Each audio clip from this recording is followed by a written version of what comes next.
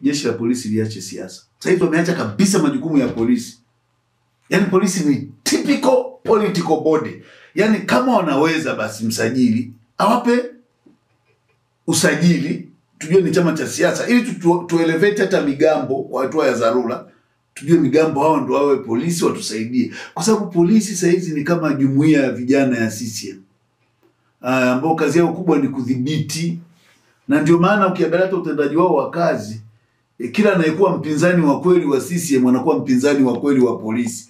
Umewahi kuona hicho kitu?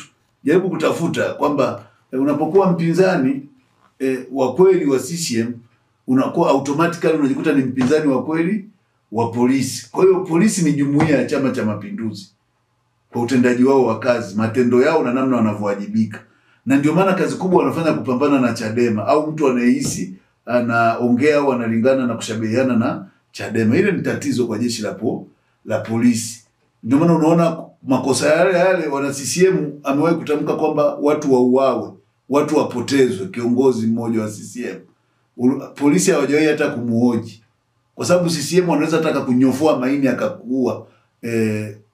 Polisi asifanye chochote kwa sababu polisi anafurahishwa na kila kinachofanywa na Chama cha Mapinduzi, ila anakerwa na kila kinachofanywa na watu wengine wanaoipinga CCM. Kwa mimi ukiniuliza polisi kwa sasa, nitakwambia polisi ni jumuiya ya Chama cha Mapinduzi kwa namna wanavyofanya. Yaani de jure ni chombo cha ulinzi na usalama, lakini de facto jeshi la polisi ni jumuiya ya Chama cha Mapinduzi. Mimi ningefikiri wangejifunza, warudi kule alikokuweko Saidi Mwema. Wajifunze kwa sababu Saidi Mwema si yuko. Waende tu wakajifunze kwa sababu sio lazima ujue kila kitu. Ukikosea rudi kwa waliotangulia na kufanya vizuri, waulize wakusaidie. Saidi Mwema yupo, ni mtu mwenye nguvu bado na afya. Ni vizuri viongozi wa jeshi la polisi wangeenda kule kujifunza. Aliandaa hata kanuni nzuri za uchaguzi. Zilikuwepo namna ya ushiriki wa polisi katika uchaguzi, Saidi Mwema, lakini zote zinaduka kama toilet paper.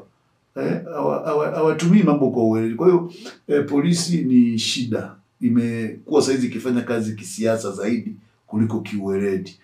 Wanachotakiwa kujiuliza, wananchi wanahoji nini? Wewe ukisikia vijana wanasema Disemba 9 usipambane na maandamano, pambana na agenda zao. Kwa nini usikutane nao kujadili? Unawaogopa nini? Vijana wanataka uwajibikaji. Kwa nini usianze uwajibikaji kuona nini ufanye kwenye kile wanachokilalamikia? Unajua tatizo dogo tu kabisa. Yaani methodology tunazotumia ku address this very trivial political matter ndizo zina escalate kila mambo. Yaani baadaye watu kufanya vitu kwa uweledi. Okay, huyu anasema Mwabukusi, nitakuja kukupiga kesho sababu 1 2 3. Kwa nini nipambane kumsubiri aje anipige kesho kwa wakati kesho kanieleza sababu za mimi kunipiga? Kwa nini sitafute namna ya kukaa naye na kuzungumza naye? That's what I'm talking.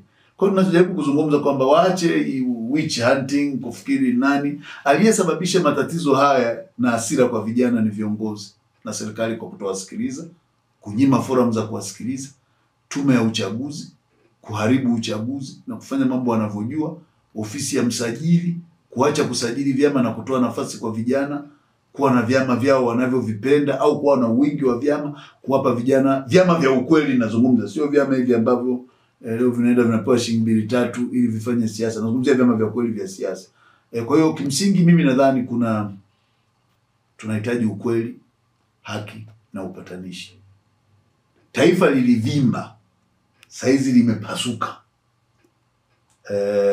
Tusipokitibu sawa sawa hichi kidonda, kinakwenda kutuletea donda ndugu. Na tukifikia stage hiyo tumekwisha ndugu.